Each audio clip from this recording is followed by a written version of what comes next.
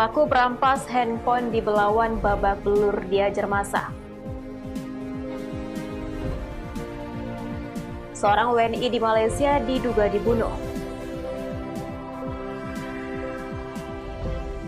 Tingkatkan imunitas tubuh dengan berolahraga. Selamat malam pemirsa, selain cuplikan berita tadi kami juga akan menyajikan informasi menarik lainnya. Bersama saya Siti Isneni Nur, pemirsa inilah Sumut hari ini malam selengkapnya.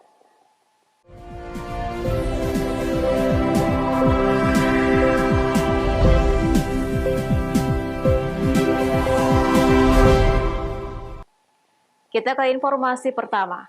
Pemirsa gagal merampas handphone dalam angkutan umum di Belawan. Seorang pemuda pengangguran babak belur dan nyaris tewas dihajar warga. Beruntung nyawa pelaku berhasil diselamatkan oleh petugas kepolisian. Pelaku bernama Asman, merupakan warga Jalan Taman Makam Pahlawan, Kelurahan Belawan 1. Berhasil ditangkap warga di kawasan Jalan Stasiun, Kecamatan Medan Belawan, Sumatera Utara. Pelaku ditangkap saat merampas handphone milik seorang penumpang wanita di dalam angkutan kota pada malam hari. Dalam aksinya, pelaku juga tidak segan mengeluarkan senjata tajam untuk melukai korbannya yang melawan. Pelaku ditangkap setelah korbannya berteriak meminta tolong. Warga yang mendengar jeritan korban langsung mengejar dan menangkap pelaku. Tanpa dikomandoi, warga langsung menghajar pelaku hingga nyaris tewas. Beruntung petugas kepolisian yang sedang berpatroli berhasil menyelamatkan nyawa pelaku dari amukan massa yang beringas. Selain melakukan aksi kejahatan di angkutan umum, pelaku juga sering mencongkel rumah korbannya dan melarikan barang-barang berharga milik korban. Unit 3 hilang dari rumah dicongkel. Terus kami memang udah curiga sama dia. Terus pas malam minggunya kami cari anak lorong yang kenal sama dia. Terus kami bilang, ada saudara ngomong jumpa sama Pak Man gak? Kenapa nyari dia? Bukan apa saudara HP saudaraku hilang, kata dia gitu kan. Terus belum saya ngomong HP saudara saya ini, HP Android, HP 3, Android 2, Nokia 1 ya. Kok pas sekali bang, memang itu HP ku yang hilang. Aku bilang, oh aku tadi main judi sama dia 6:30, kata dia kayak gitu. Terus kata dia, udahlah bang, sama kami semua sama mamaku, udahlah bu, terserah ibu lah. Bukan hanya ibu aja, udah 100 orang ngadu sama kami, jadi terserah lah. Mau matikan dia, mau ibu apakan terserah kami, keluarga udah angkat tangan. Orang mana dia ini kak? Orang lorong Kenangan katanya bang. Orang Belawan juga? Iya, orang Belawan juga. Jadi ketangkapnya tadi ini memang karena ini memang makanya maling lagi? Merampok di angkot kata, iya maling oh, makanya. Sekarang ini merampok iya, di angkot? Makanya Bupati dia masuk ke lorong kami, dia larinya. Dia di sini yang dirampok. Sempat dipukuli juga? Jadi sempat dipukulin. Pelaku yang merupakan residivis dengan kasus yang sama ini, kini dibawa ke Polsek Medan Belawan. Wahyu Pratama melaporkan untuk Evarina TV.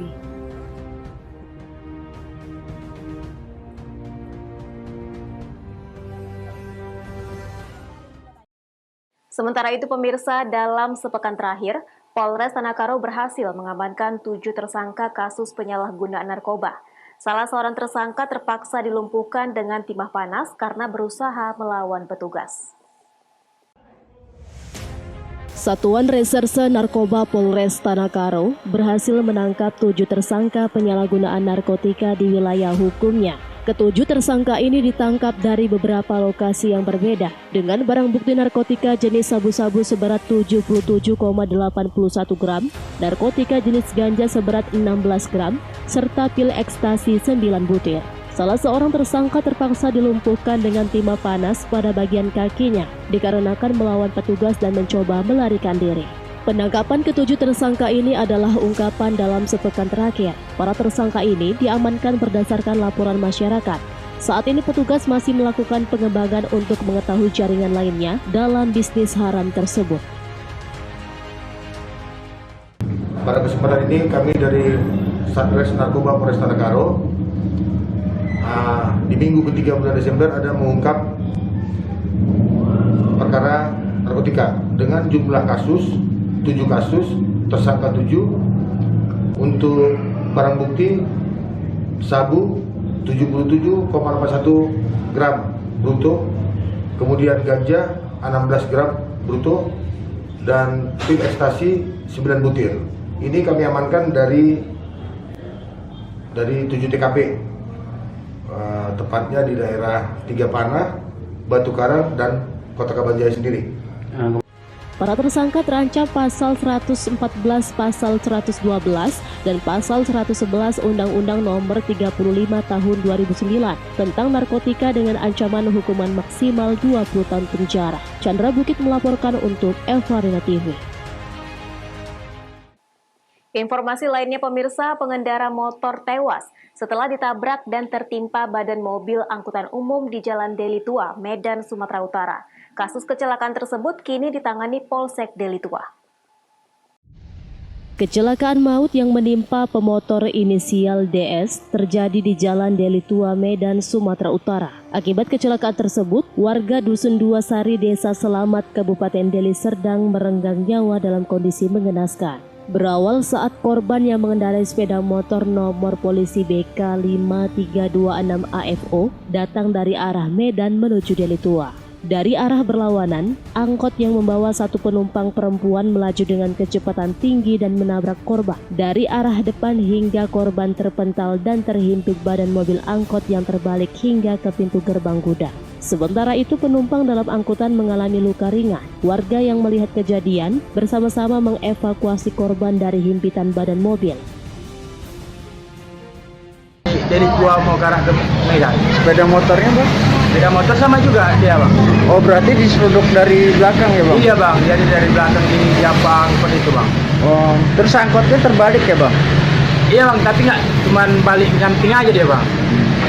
Jadi balik nyamping aja kan. Habis itu ya ada ke tempat orang bersepeda kayak gitu kan. Itulah yang membantu mendirikan angkotnya. Yang di dalam angkutan kota ada satu orang cuma perempuan lah, tapi sudah paruh baya lah kayak gitu kan. Supirnya bang tahu? Supir angkutan kotanya? Nggak tahu. Kasus kecelakaan tersebut kini sudah ditangani Polsek Deli Tua. Mobil dan sepeda motor yang ringsek berat kini diamankan di Satlantas Polsek Deli Tua. Wahyu Pertama melaporkan untuk Eva Arena TV. Sumut hari ini masih akan kembali sesaat lagi, tetaplah bersama kami.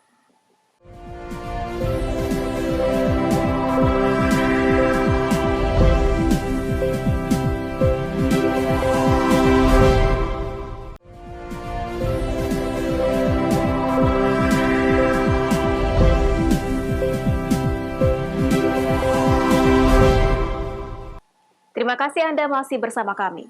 Pemirsa, seorang WNI yang bekerja di Malaysia tewas, diduga dibunuh dalam sebuah rumah kontrakan di Perumahan Sarawak, Kelang, Malaysia. Keluarga korban menangis menanti kepulangan jenazah ke tanah air dan berharap bantuan pemerintah untuk proses pemulangan jenazah.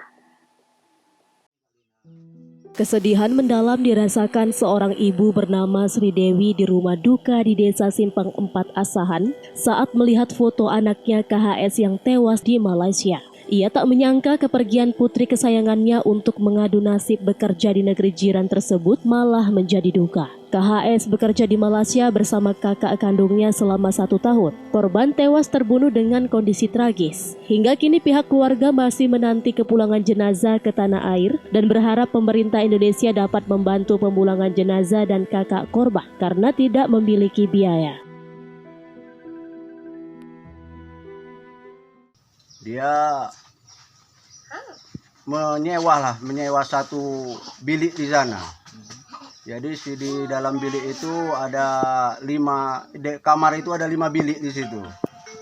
Jadi di samping itu pelakunya ini samping bilik ini berdampingan. Jadi mungkin Pigi yang 2 ini didengarlah oleh si pelaku. Dugaan ini ya, didengar sama pelaku bahwasanya dilihatnya ada satu yang tinggal, itulah dimanfaatkan sama pelaku. Ingin menguasai barangnya termasuk ada yang hilang, di situ terus ada redu paksa ya, ada redu paksa dan menurut informasi yang akurat senjatanya itu sampai tembus ke leher ini. Diduga pelaku merupakan WNI yang berada dalam rumah satu kontrakan dengan korban. Kini kasus pembunuhan tersebut masih ditangani pihak kepolisian Kerajaan Malaysia. Wanda Pertama melaporkan untuk Eva Arena TV. Dari Labuhan Batu Selatan, pemirsa, Diduga lambannya pengerjaan peningkatan badan jalan sepanjang lebih dari 1 km di Sidomulyo Tanjung Mulia, Labuhan Batu Selatan, menyebabkan aktivitas warga lumpuh. Pendapatan ekonomi warga pun ikut menurun. Pasalnya material peningkatan badan jalan tersebut masih berupa tanah, sehingga menjadi lumpur saat curah hujan tinggi.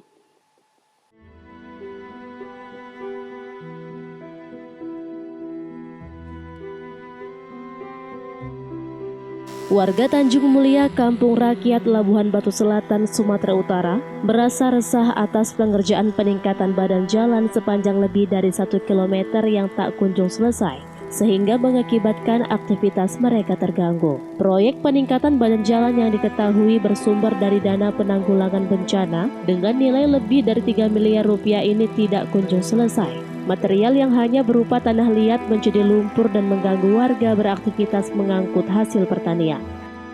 Sudah berapa lama Pak kondisi jalan kita ini Pak? Sudah Pak? 2 bulan. Hampir 2 bulan? Ya.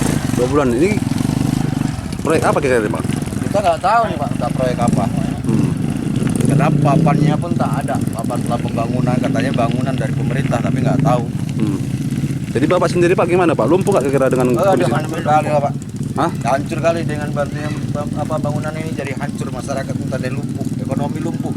Untuk belanja para ibu-ibu aja pun udah payah. Pekan saja pun yang jualan tempat pekan ibu-ibu belanja aja udah jauh. Ada sekitar 5 km dari sini. Ini berapa panjang ya Pak kira Pak jalan ini sendiri Pak yang ini bagus ini? Informasinya kata 10.200 informasinya gitu. Kita nggak tahu entah yang sebenarnya berapa. Tahu Pak proyek siapa yang tahu nih? Hah? Proyek siapa atau apa ini? Nggak tahu proyek apa namanya, nggak tahu Pak. Tapi dari orang itu Pak hanya melakukan penimbunan aja Pak, penimbunan tanah liat aja Pak, tidak ada pengerasan atau kemana nggak ada Pak? Katanya penimbunan untuk pengerasan. Nampaknya salah, ini nampak pengerasannya. Tanah liat lah yang dibawa kemari, bukan batu.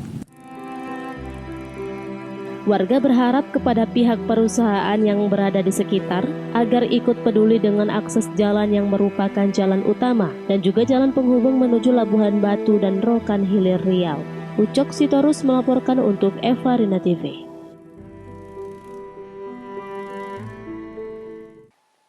Sementara itu pemirsa, masyarakat Desa Kesatuan Kecamatan Perbaungan Kabupaten Serdang Bedagai, Sumatera Utara resah dengan kondisi jalan yang rusak.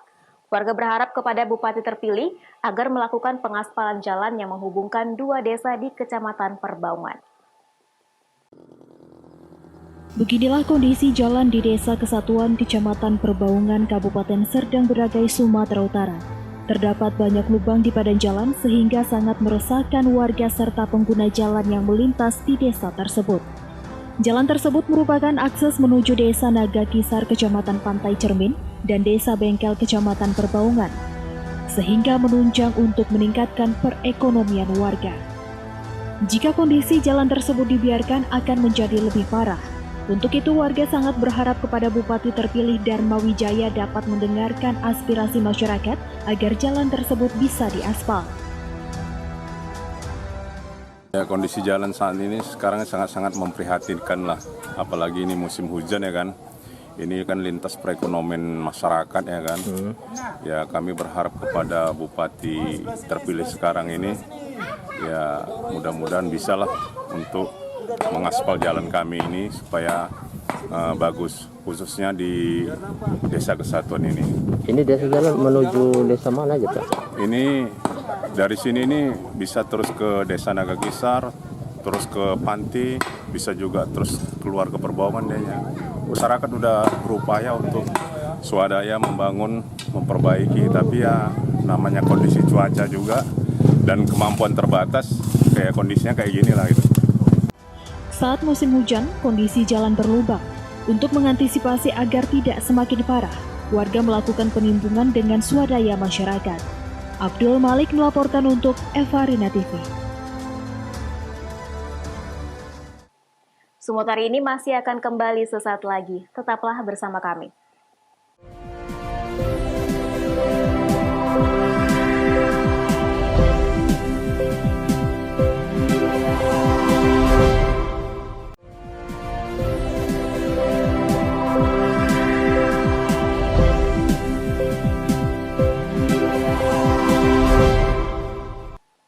Terima kasih Anda masih bersama kami.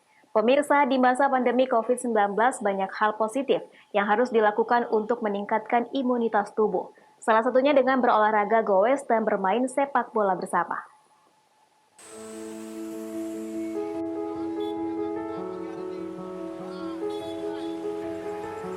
Guna menjaga dan meningkatkan imunitas tubuh, harus selalu berolahraga dan mengkonsumsi makanan bergizi, seperti yang dilakukan oleh komunitas Goes Tambora Sehat. Selain goes bersama, sebagian warga juga berolahraga sepak bola yang dilakukan di lapangan hijau dengan tidak memandang usia tua ataupun muda. Tujuan kegiatan ini selain sebagai wadah bagi penggemar bersepeda dan juga menyalurkan hobi sepak bola, hal ini juga dilakukan agar kesehatan dan imun tubuh tetap terjaga sehingga tidak mudah terserang penyakit. Kegiatan rutin, Muspika, Kepala Desa dan pemuda, tokoh masyarakat, semua ikut olahraga. Semua elemen masyarakat mengadakan goes bersama dan bersepak bola bersama. Sehingga ini yang pertama tujuan kita untuk memupuk tali silaturahim. Yang kedua tentu dengan adanya pandemi COVID ini kita menjaga kesehatan, protokol kesehatan dan melakukan olahraga. Sehingga imun tubuh akan menjadi kuat. Olahraga ini diikuti Muspika, Kepala Desa, tokoh masyarakat dan OKP Kecamatan Tanjung Morawa. Abdul Malik melaporkan untuk Eva Rina TV.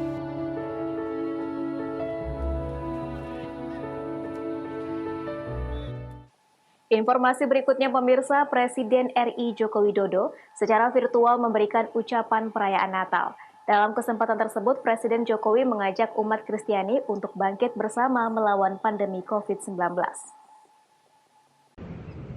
Presiden RI Joko Widodo mengajak umat Kristiani untuk bangkit bersama melawan pandemi COVID-19.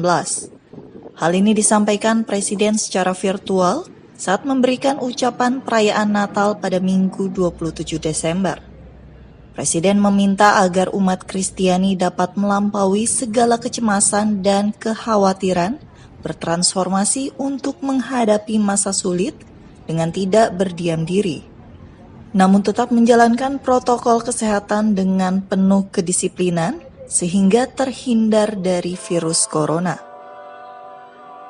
Saya mengajak seluruh umat Kristiani untuk tidak kehilangan harapan. Penyertaan Tuhan yang Maha Pengasih memampukan seluruh umat untuk melampaui segala kecemasan dan kekhawatiran, bertransformasi untuk menghadapi masa-masa yang sulit. Untuk itu saya berharap umat Kristiani dimanapun berada untuk terus menyalakan lilin-lilin dalam hati, lilin-lilin kebaikan, memberi cahaya dalam kegelapan, membawa semangat baru bahwa kita bisa pulih dan bangkit kembali. Selamat Hari Natal dan Tahun Baru, semoga cahaya Sang Terang selalu menuntun setiap langkah kita. Terima kasih. Semoga Tuhan memberkati kita semuanya. Lebih lanjut, Presiden juga mengingatkan agar umat Kristiani menjadikan perayaan Natal menjadi puncak untuk saling mengasihi sesamanya, serta mewujudkan kasih Tuhan untuk saling tolong-menolong, saling peduli, dan berbagi beban dengan menghadirkan kebaikan bagi bangsa dan negara. Dari Jakarta, Nabila Karisti, Kantor Berita Antara mewartakan.